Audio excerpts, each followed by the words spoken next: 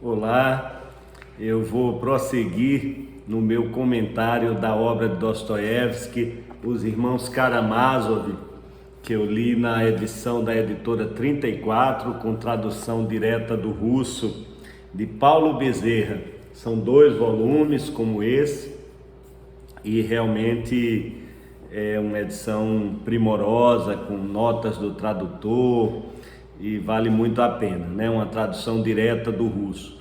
E o comentário que eu estou fazendo da obra é um comentário mais sobre aspectos filosóficos e políticos que são versados na obra, mais do que propriamente um comentário literário, né? Até porque eu não quero dar spoiler e contar detalhes da história, nem os desfechos, porque os irmãos Karamazov, além de versar essas questões filosóficas, políticas importantes, ele é um romance policial também de qualidade, que envolve o leitor pela trama, né?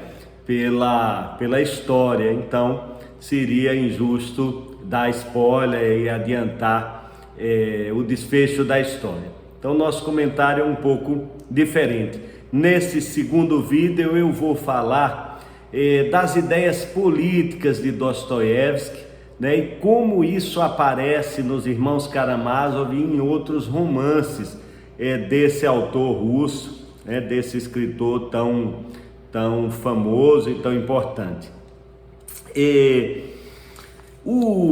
A Rússia no século XIX era um regime czarista, não é? Um regime autocrático, e as ideias revolucionárias europeias que vinham germinando, por exemplo, desde o século XVIII, com o Iluminismo, com a Revolução Francesa, essas ideias vão chegar à Rússia do século XIX.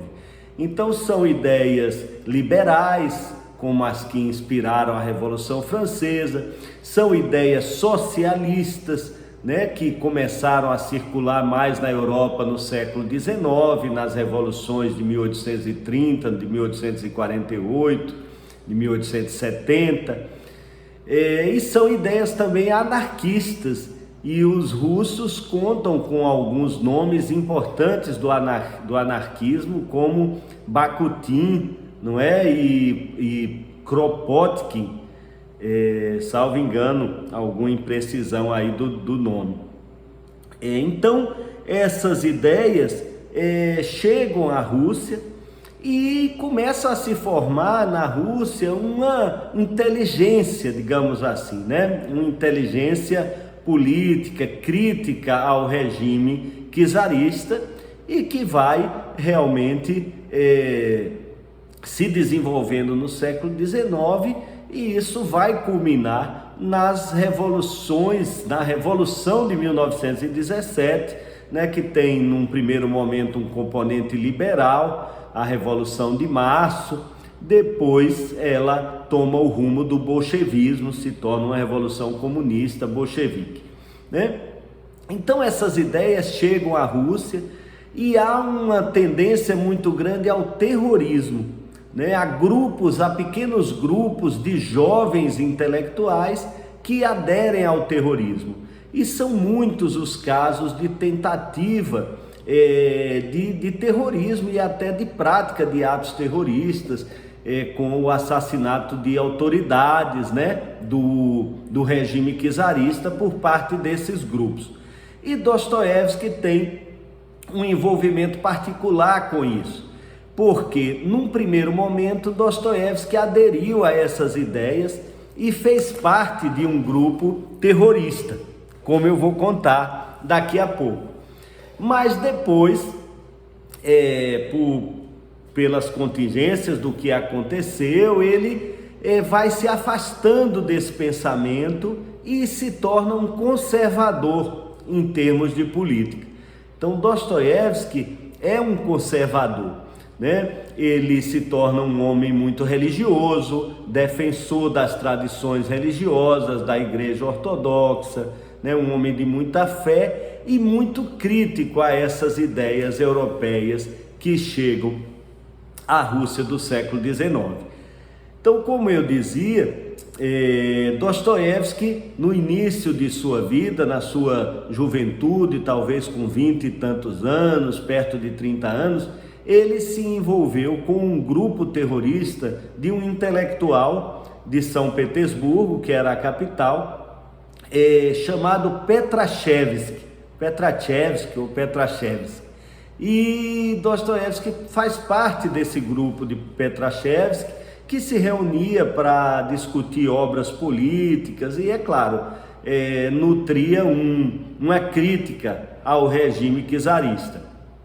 E, finalmente, a polícia czarista descobre que esse grupo estaria tramando um atentado terrorista e vários membros do grupo são presos, inclusive Dostoiévski. Então, Dostoiévski é preso junto com outros membros do grupo de Petrachevski e é condenado à morte. Os condenados à morte são levados a uma praça pública para o fuzilamento, né? Depois de algum tempo. Dostoiévski é assim levado também, então todos esperam realmente a execução.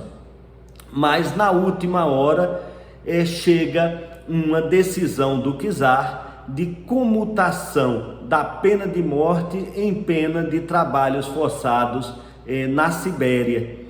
E aquele grupo, naquela mesma noite, é levado para a Sibéria para cumprirem penas de trabalhos forçados. Né? Esse deslocamento das pessoas para as penas criminais na Sibéria era chamada, como se fala aqui nos Irmãos Karamazov, em terceira etapa. A terceira etapa, não sei porque chamava assim, era justamente essa viagem longa para a Sibéria de carroça, né, em que os presos eram levados para os trabalhos forçados. E então Dostoiévski, naquela mesma noite, junto com outros membros do grupo, é levado para cumprir pena na Sibéria, né? Ele diz que nunca esqueceu aquela noite, que houve uma comoção muito grande, né, dos condenados que iam ser executados quando souberam da clemência do czar, então que foi muito emocionante. E na hora que Dostoiévski está se encaminhando para o transporte para essa pena na Sibéria, uma senhora lhe entrega um evangelho, né? E esse evangelho vai iniciar a leitura do evangelho, essa conversão de Dostoiévski à religião. Esse mesmo evangelho, Dostoiévski guardou esse exemplar por toda a sua vida. Ele vai, na hora da morte, ele vai pedir esse evangelho, ele vai ter esse evangelho nas mãos na hora de sua morte. Então, ele teve esse envolvimento e passa, acredito, cerca de 8 anos na Sibéria e volta a São Petersburgo, onde passa a escrever, né? Ele tem problemas financeiros muito sérios e escreve para ganhar algum dinheiro. Escreve com velocidade, se sente explorado, não é, pelos editores, mas realmente ele precisava escrever e escrever muito para poder fazer frente às suas dificuldades financeiras. E aí começa a escrever, edita jornais culturais, escreve sua grande obra Crime e Castigo, que foi bem anterior aos Irmãos Karamazov, e alguns consideram que é a sua grande obra, mais até que os Irmãos Karamazov, né? E então, Dostoiévski, depois dessa experiência, ele de um revolucionário na juventude, passa a ser a nutrir um certo conservadorismo, né? Até se fala que naquela época na Rússia havia os intelectuais que seriam mais influenciados pelas ideias europeias, né? E havia os chamados eslavófilos, aqueles que defendiam as tradições eslavas, as tradições russas, religiosas, culturais. e Dostoiévski era claramente um eslavófilo, né? E nos Irmãos Karamazov se vê, por exemplo, Fyodor Karamazov, o pai, e o próprio filho mais velho, sobre quem recaem as suspeitas do assassinato, Dmitry Karamazov, o Mitya. Eles são personalidades eslavas, não é? Muito intensas, com uma tendência aos excessos, que seria aí na avaliação dos críticos, seria um retrato da alma russa, né? Já Ivan, aquele filho mais intelectual, ele é justamente um intelectual europeizado, né? Suscetível, influenciado pelas ideias europeias. Então, Dostoiévski, tanto nos Irmãos Karamazov, quanto em outros livros, Crime e Castigo, Os Demônios, e esse último livro trata em especial da história de um grupo terrorista e das ideias dos membros desse grupo sobre Deus, sobre a política, sobre as transformações sociais. Então, em todos esses livros, Dostoiévski vai tecer uma crítica a essas novas ideias, às ideias revolucionárias. Então, isso é uma informação importante para se ter quando se vai ler Dostoiévski. Então, em muitos momentos, você vai encontrar essa crítica às novas ideias filosóficas, políticas e às ideias revolucionárias como um todo na obra de Dostoiévski. Então, há sobretudo, por parte de Dostoiévski, uma crítica e uma preocupação com os intelectuais ateus. É ele que se torna muito religioso, ele se preocupa muito com a questão do ateísmo. E como eu disse no primeiro vídeo, ele próprio era uma alma atormentada, angustiada, não é? Com essas questões existenciais, com a existência de Deus. Então, era um religioso, mas devia também ter suas dúvidas, seus questionamentos, e isso transparece, esses questionamentos existenciais, nos seus livros. Eu lembro, por exemplo, de Crime e Castigo. Em Crime e Castigo, nós sabemos, um jovem mata uma senhora, mata uma senhora e depois é julgado, enfim, se torna também um romance com um conteúdo policial da apuração desse crime. E esse jovem, Raskolnikov, ele era um jovem muito inteligente e de alguma forma ele nutria essas ideias. Dostoiévski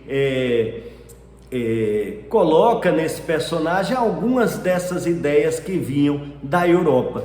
E uma dessas ideias era o utilitarismo, essa corrente do pensamento ético que surge no século 18 e 19, com Jeremy Bentham, com John Stuart Mill, né? Então, o utilitarismo, que no pensamento ético, na filosofia ética, se opõe ao kantismo, é aquela teoria ética que vai dizer que o valor de uma ação moral é medido pelas consequências dessa ação.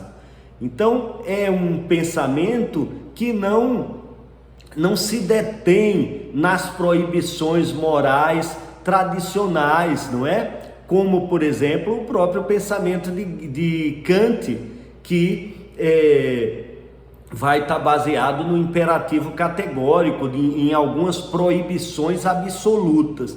Para o utilitarista, é possível praticar um ato que em tese seria errado, reprovável, se ele vai obter consequências melhores, não é? Com aquilo. Então, o lema do utilitarismo é a maior felicidade para o maior número. Então, é um pensamento que se preocupa com esse resultado final ou global das ações. Então, em algum momento em Crime e Castigo, o personagem Raskolnikov, ele se questiona assim, ele diz, olha, uma velha usurária, essa que ele mata, e ele supostamente mata para roubar, embora ele não consiga roubar, né? Essa velha usurária, ele de alguma forma justifica o assassinato dela, dizendo que com aquele dinheiro, né, ele poderia se tornar um grande homem, poderia contribuir com a humanidade, algo assim. Faz tempo que eu li, né? E no final das contas ele mata a senhora, mas ele nem rouba, né? Ele nem rouba. E até por isso, eu estudando para os concursos, eu chamei a súmula 610 do STF de súmula Raskolnikov, que é você, no latrocínio, o réu que não consegue subtrair o bem, né? E que, salvo engano, mesmo assim, responde por latrocínio. Então isso acontece em crime e castigo, né? Então há já ali em crime e castigo essa discussão com o utilitarismo. Nos irmãos Karamazov, essas ideias europeias, elas estão sobretudo em dois personagens. Um, né, que é o filho de Fyodor Karamazov, Ivan, aquele filho intelectual. E eu vou já voltar a ele. É aquele que disse que se Deus não existe, tudo é permitido. E eu vou falar disso no terceiro vídeo, né? Mas um outro personagem que claramente é retratado por Dostoiévski como um futuro membro dessas vanguardas revolucionárias é o personagem Kolya. Que é um menino nos irmãos Karamazov, um menino de 14 anos, mas um menino extremamente precoce, né, do ponto de vista intelectual. Então ele tem ideias sobre as transformações sociais, ele tem ideias sobre o povo russo, né? Uma ideia um tanto depreciativa do povo, do povão, não é? Dos mujiques russos, que são os camponeses. E parece que Dostoiévski aponta isso, que essas vanguardas tinham um certo desprezo por esse homem russo rústico, né? E o Kolya expressa essas coisas de uma maneira um tanto arrogante, né? E se vê ali então uma crítica de Dostoiévski a isso. Embora Kolya no livro acabe evoluindo num sentido um tanto diferente, né? Um tanto diferente.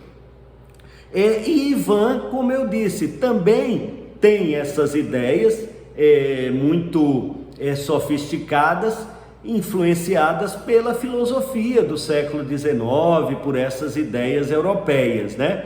Então tem essa famosa passagem sobre Deus, que a gente depois vai discutir, mas tem uma que é mais específica da questão política, que é a passagem do grande inquisidor.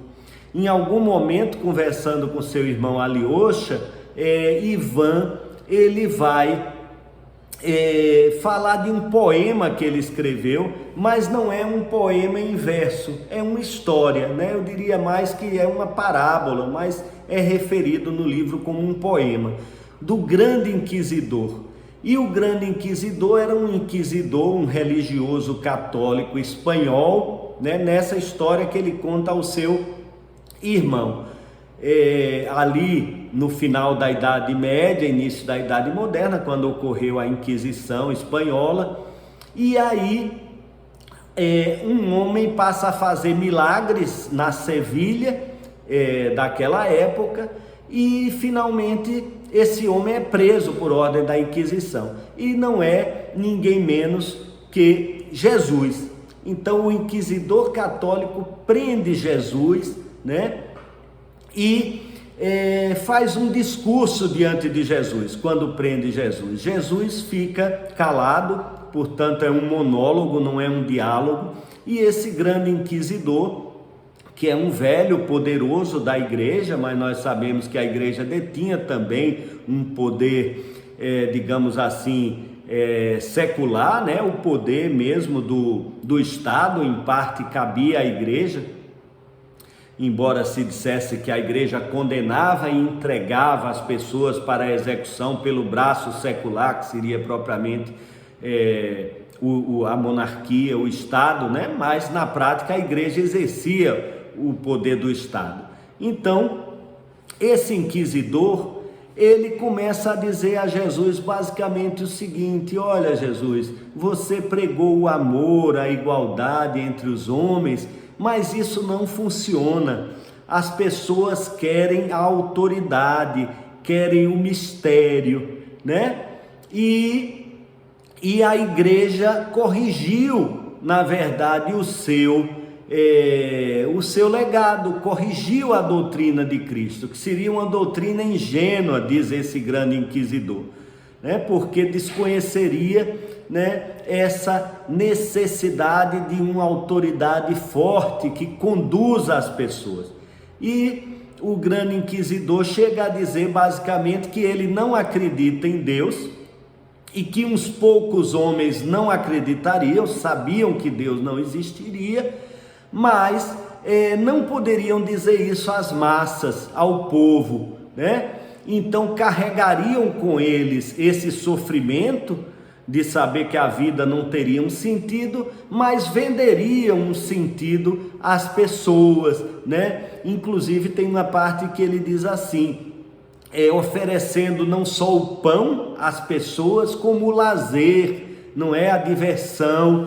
E então essas pessoas seriam felizes, conduzidas por esses homens esclarecidos como ele, o grande inquisidor. E o grande inquisidor de início pensa em condenar Jesus, também à fogueira, como ele vinha condenando outras pessoas, mas no final ele liberta Jesus. E Jesus o ouviu calado, né? Durante todo o tempo. Jesus beija a sua boca antes de partir. Esse é um conto inventado por Ivan, né? O personagem Ivan, no livro de Dostoiévski. Ele fala isso a Alyosha. E essa parte da obra dos irmãos Karamazov fica muito famosa, o grande inquisidor, por conta de suas implicações políticas. E aí eu já me encaminho para o final dizendo o seguinte: se fala que Dostoiévski profetizou o advento do comunismo no seu país, né? O advento do totalitarismo. Como? Mostrando que esses grupos revolucionários não tinham limites, que adotavam essa ideologia utilitarista de que os fins justificam os meios, né? O grande inquisidor, por exemplo, mostra essa ideia de uma vanguarda esclarecida e de um povo ingênuo que precisa ser dominado, né? E está na boca de Ivan, né, como um representante dessas ideias europeias. Então Dostoiévski faria essa previsão, né, de um Estado absoluto, totalitário e liderado por uma vanguarda que acreditava deter a verdade e que acreditava que o que ela fizesse seria para o bem da humanidade. Então, existe um momento em que Ivan conversa com o diabo, né? Nos irmãos Karamazov, um diálogo entre Ivan e o diabo, em que o diabo chega a verbalizar alguma coisa sobre esse homem superior, né? Sobre esse homem superior que se autoriza moralmente a fazer o que bem entendesse em prol de um ideal maior. Então o diabo diz assim, por exemplo, né?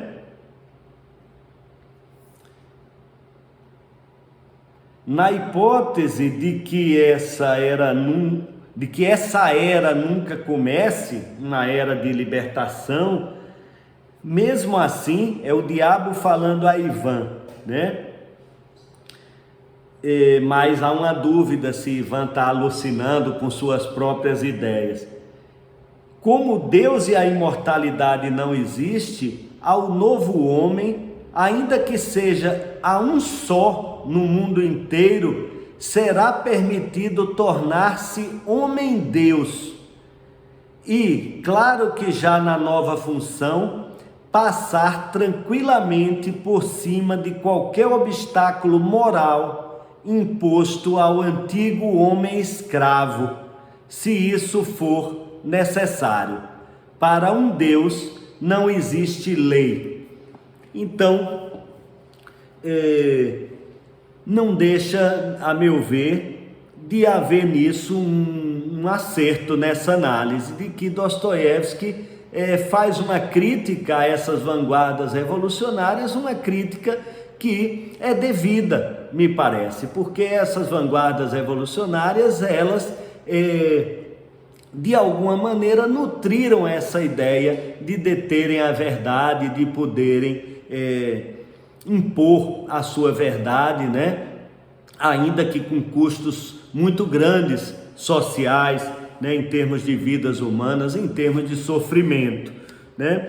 E como falávamos em terrorismo e etc., é bom lembrar que os revolucionários russos assassinaram a família do czar, inclusive crianças, durante a Guerra Civil, né?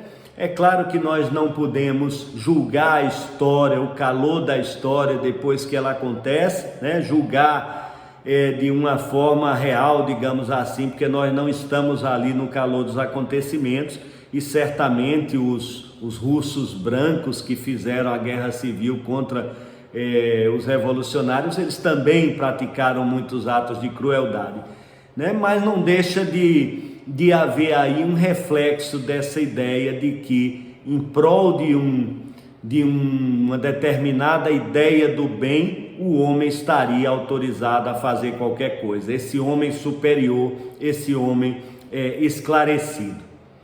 Então é isso. No próximo vídeo a gente vai conversar especificamente sobre a questão de Deus nessa obra de Dostoiévski, Os Irmãos Karamazov.